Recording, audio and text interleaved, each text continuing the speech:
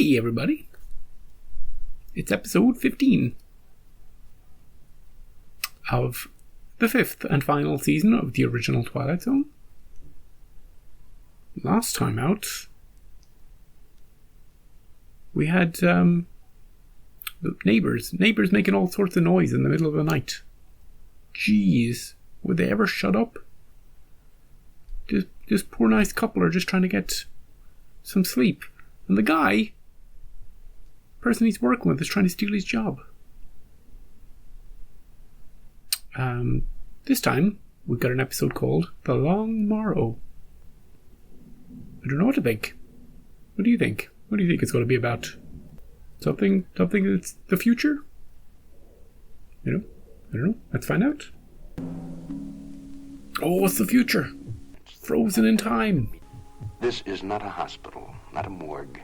What it is the belly of a spaceship. Ooh. It is en route to another planetary system. This is the crux of our story, a flight into space. Is it Ed Harrington? I remember things. The mind does work. There are images, patterns. It's not just the long, deep sleep that comes when the fear has left. Time is distorted, jumbled, and I remember things. I remember the way it began. I remember the way... Oh, flashback. It was in the beginning. Hello. Come in, Commander Stansfield. Excellent. I'm about to head off into the Please be comfortable. wild black yonder. I've heard much of you, Doctor. I have you. That's the reason you're here. You've been the object of considerable observation over the past several months. I'm the best guy. When the space agency put me on my project, they told me to keep in mind the scientific problems, but also to be aware of the human factor. Okay. You, Commander Stansfield, are the human factor. Go on, Doctor. What am I doing here, Doc? You recognize this, don't you? Yeah, it's a nebula. This is the sun, and here is the Earth, Jupiter, How do we get that picture? Mars is a vast scrubby desert with an unbreathable atmosphere. Yeah. Pluto is poisonous and extremely cold. Jupiter volcanic. Jupiter's gas. They're accessible. They're within reach. Beyond that, they offer us nothing. Yeah, we gotta go further. Where is the next Mount Everest, Doctor? A different system. This is a planetary system. We know nothing of it, except that there are 6 bodies. It's a small system like our own. Does it have a name? You may call it Stansfield's Mount Everest. Could we call it something else? When? In about 6 months. The ship's being built now.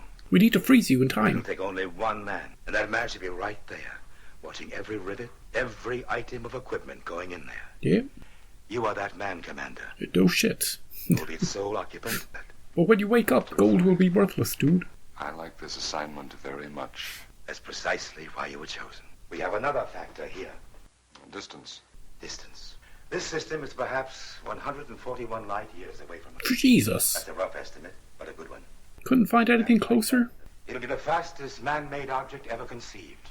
It'll go 70 times faster than the speed of light. It'll be like an ant crawling across the Sahara.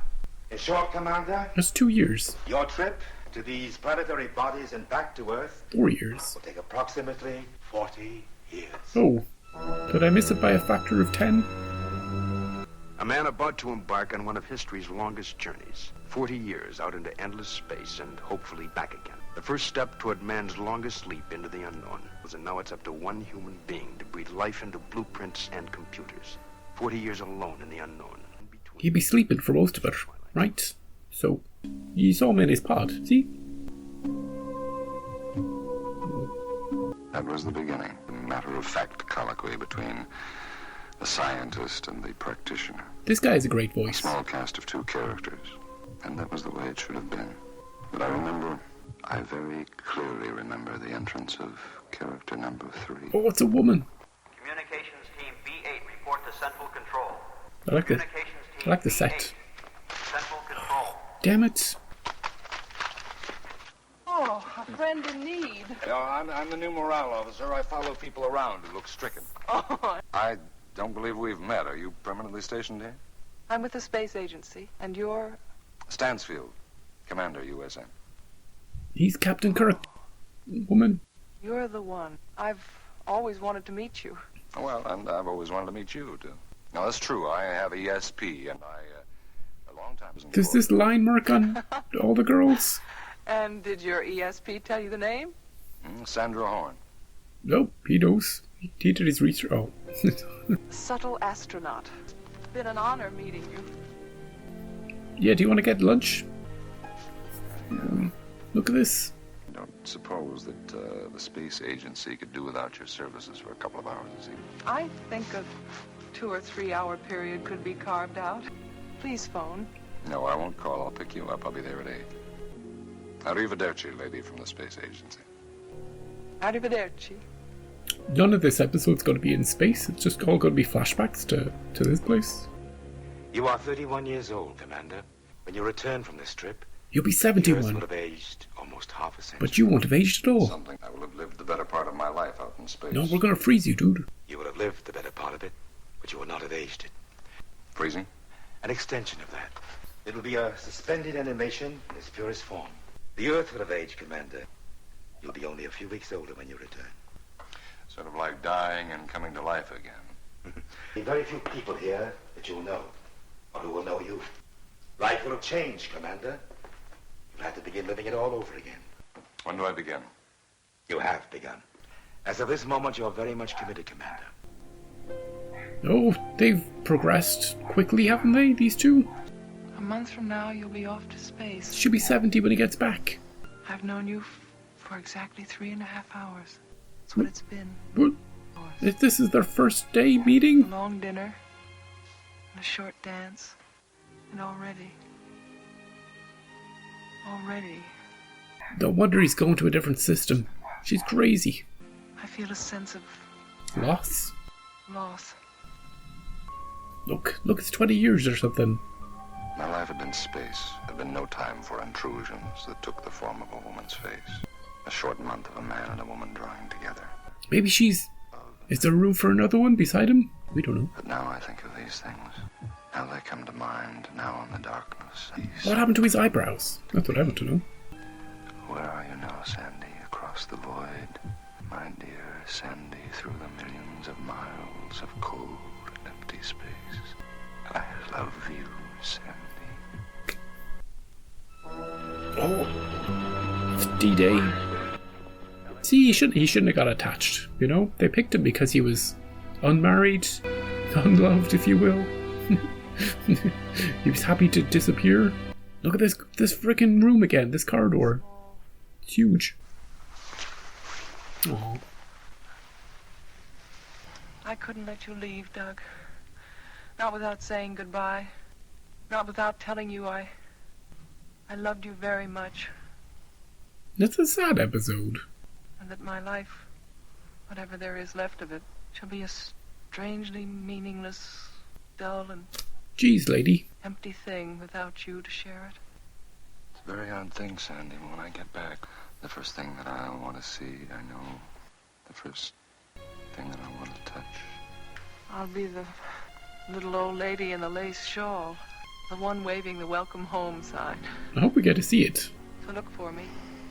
Will you, Doug? Oh, we have to see it now. Will this room still exist? Look how big it is. Look. Who knows how wide it goes? No turning back now. Is he already frozen when they lift off, or does he have to get into it? I move now. I streak across the sky, and time passes, and I can do nothing about it. General Walters, space contact, sir. All right, let's hear the report. An expedition called Stansfield, commanded by a Douglas Stansfield. Yeah. This one's one of the pioneers. Been in space 40 years. Here's a funny one. How's that, sir? Well, there's an insertion from a man named Bixler. He must have been in charge of the Stansfield mission. Says we're to contact a A woman. girl named Sandra Horn. I love the way they don't know about this mission. So long ago. Where would we find her, sir? An old lady's home? Now, you'll find her in a hibernation room. Oh, she is frozen. Aww. The doc froze her. I hope you'll find her alive. Oh, it's a happy episode. Hey, past lady. Welcome to the world of tomorrow. We still have this room. General Walters. Miss Horn, you're looking very well indeed. You look fine. Well, it sounds idiotic, doesn't it? But what do you say to somebody who's asleep for 40 years? Do you want anything to eat? As his ship landed 6 hours ago. Hopefully he's I okay. asked to see you. I want to see him. You shall see him in just a moment. I I had to speak to you first. Possible. Maybe it malfunctioned. Maybe he's really old. He reached the other solar system. Yes, he reached it. He found no life. But we found that 20 years ago. It's one of the ironies of progress, Miss Horn. Yeah, we got there faster. Could have saved the trip. Could have saved him his anguish. Commander Stansfield arbitrarily removed himself from hibernation. No! He did this because... I know why. He wanted to be old with you. God help me. I know why. He's such a romantic. 40 years in the cockpit of a ship. 40 years. I wish to heaven he could have returned to you just as he left, but as it is, he... The set is really good. I like it. It's just ridiculously large. It gives it a good futuristic vibe. Don't look shocked. Don't, just be cool. Doug, you remember me, don't you? Remember you? Yeah, he looks okay. He looks a bit like a zombie, but he looks okay. I've spent 40 years remembering you, Sandy. Listening to your voice, thinking about your touch. 40 years surviving for you, Sandy. Jeez. It can still be that way. The way you are, the way I am. How about you freeze him for 40 more years and Doesn't make any difference. you grow up a bit? 40 years difference, that's too much difference. Oh, you go away now, Sandy. Is that other guy still there listening? Please go, hmm? Yeah, he was. Awkward.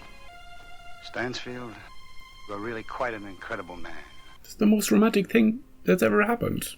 But I knew a man who put such a premium on love. Truly quite a distinction, Stansfield.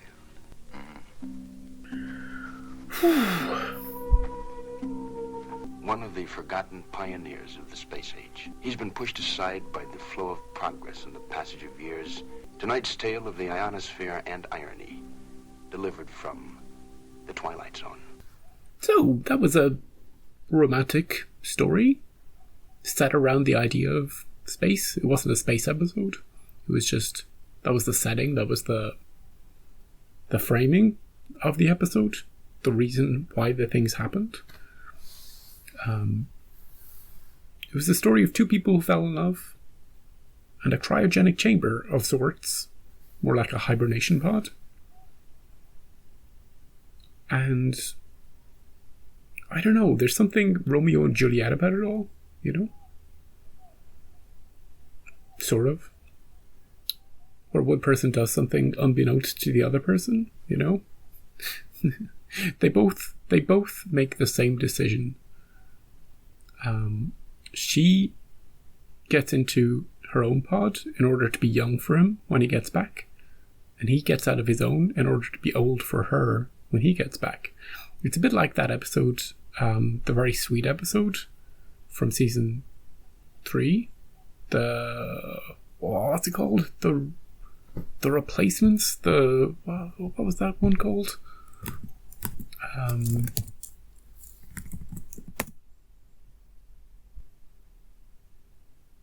The trade-ins, where that older couple can get new bodies. Of course, the solution to this episode is, as I was saying, just freeze him right now and let her grow older again and hope that it all works out when they're both super old. They're not even that old. He doesn't look that old. I'm glad, actually, it's because they didn't change the actor. You know, I'm glad they kept the same actor. They just put some zombie makeup on him. He did look very gaunt. They did a good job, actually, making him look older, given it was the same guy. And this is probably the furthest into the future that we've ever had an episode. Because he set off in like 87, I think. Around then. 40 years later. 2027. It's further ahead than we are right now. Jeez, I wonder if we're going to have massive rooms in a few years' time with nothing in them. That'll be neat. Oh, can you imagine? I'll be doing reactions from like 60 feet back. You know, you'd be like, what was that? What are you saying? Be shouting at the camera. Hey, everybody. It was a sweet episode. I liked the episode. There was a mystery element to it. It was romantic. It did have a sad ending. But I don't know, I wasn't too gut punched by the ending. I found it kind of sweet that they both did it for each other, even though it didn't work out. Plus, it's the most accurate they've been with, you know, how far away things are. You know? Using proper light years. Huge amount of light years. Like, there's tons of stars within 140 light years of Earth. Of our system. So, you know, they went a distance. There was nothing there. Damn it. Also, great telescopes they have. Back in the 80s, they could see the planets. We can barely image them now. You know? So yeah, kind of a melancholy episode. Bittersweet. Next time, we've got... What do we got next time? We've got the self-improvement of Salvador Ross. Is he related to Bob Ross? Is he going to improve with his painting? Find out next time. And if you have access to super hibernation pods, use them. But don't rely on gold being the same price when you wake up. Also, if you've got family members, probably don't go in there. Also, it might malfunction. Maybe just don't go in there. Maybe forget all that. See you next time.